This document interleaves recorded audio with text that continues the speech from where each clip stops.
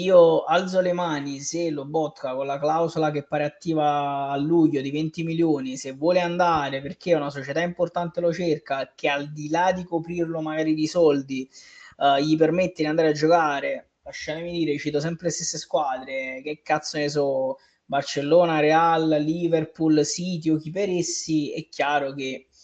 mi dispiace, però me ne faccio una ragione, capisco pure magari la scelta, tra l'altro mi ha portato 2 scudetti, che cazzo gli voglio dire? Cioè, non gli dico assolutamente nulla, però se resta io sono molto contento, perché tra l'altro se resta, io so che resta praticamente fino a fine carriera, perché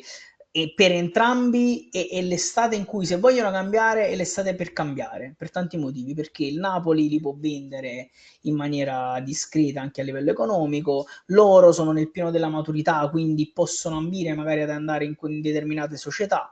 quindi questa è l'estate diciamo di determinate decisioni per giocatori come loro. Io Sì, credo sì. che non credo che uno dei due possa andare, ma non tutte e due.